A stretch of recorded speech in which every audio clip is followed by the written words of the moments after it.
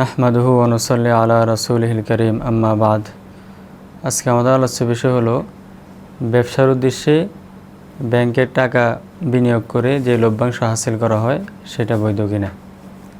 তো আমরা প্রথমে বলবো ব্যাংক কর্তৃপক্ষের সাথে যে ব্যবসায়ী চুক্তি হয় সেটা দুইভাবে হয়, মোদারাবাদ চুক্তি আর একটা হলো শিরকতের চুক্তি। মোদারাবাদ চুক্তি হলো এক পক্ষ শ্রম দিবে, আরেক পক্ষ মূলধন বিনিয়োগ করবে, টাকা দিবে।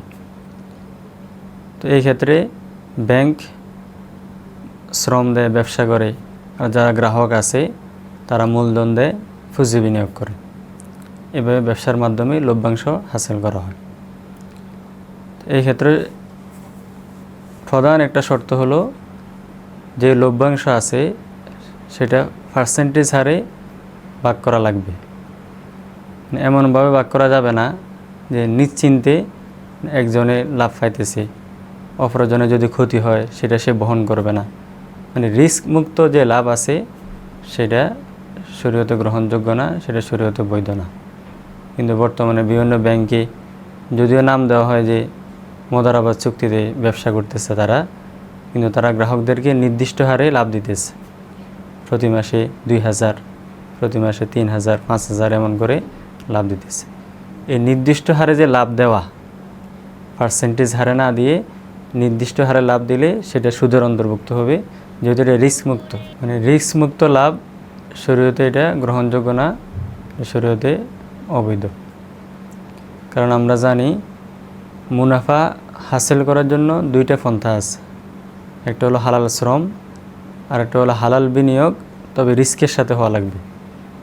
আপনি পুঁজি বিনিয়োগ করলেন, ব্যাংক কর্তৃপক্ষ শ্রম দিল, কিন্তু পুঁজি বিনিয়োগের মাধ্যমে আপনি ব্যবসার মধ্যে শরিক হয়েছেন ঠিক, কিন্তু এই ব্যবসার কোনো ক্ষতির কোনো অংশ নেবেন না।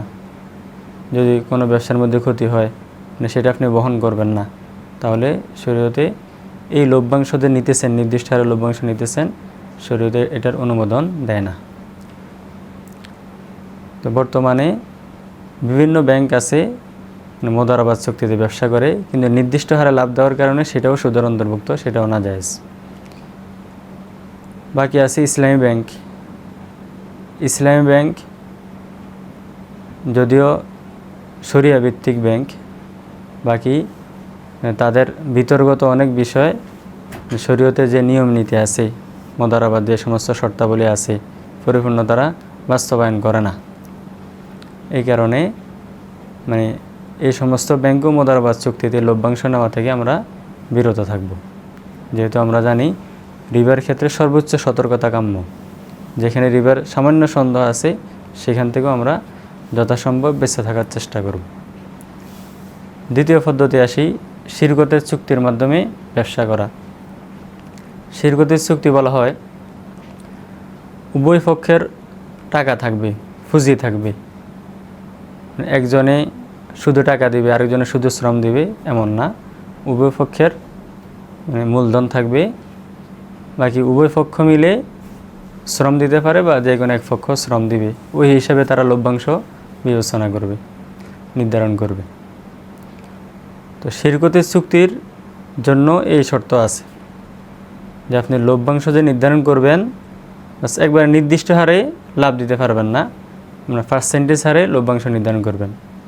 যদি লাভ হয় ১০০ টাকা, তাহলে এভাবে বলবেন ব্যবসার মধ্যে যে লভ্যাংশ আসবে মানে তার ৬০% যে কিছু মূলধন দিছে আর কিছু শ্রম দিছে তার হলো ৬০%, আর যে শুধু মূলধন দিছে তার হলো ৪০%। এভাবে পার্সেন্টেজ হারে আপনি লাভটা নির্ধারণ করা লাগবে।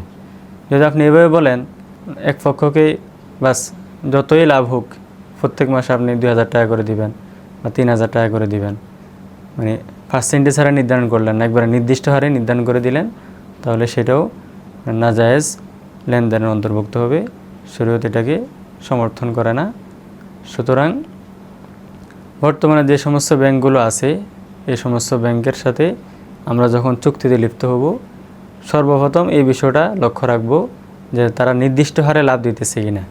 যদি নির্দিষ্ট হারে লাভ দেয় তাহলে সেটা সম্পূর্ণ নাজায়েজ লেনদেনের অন্তর্ভুক্ত, এই সমস্ত লেনদেন আমরা জড়াবো না।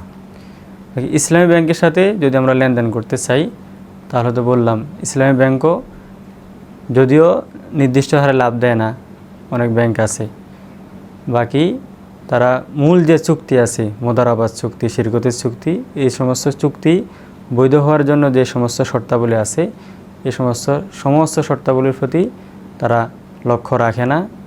এটাই বাস্তবতায় বিভিন্ন গ্রহণযোগ্য সূত্রে জানা যায়।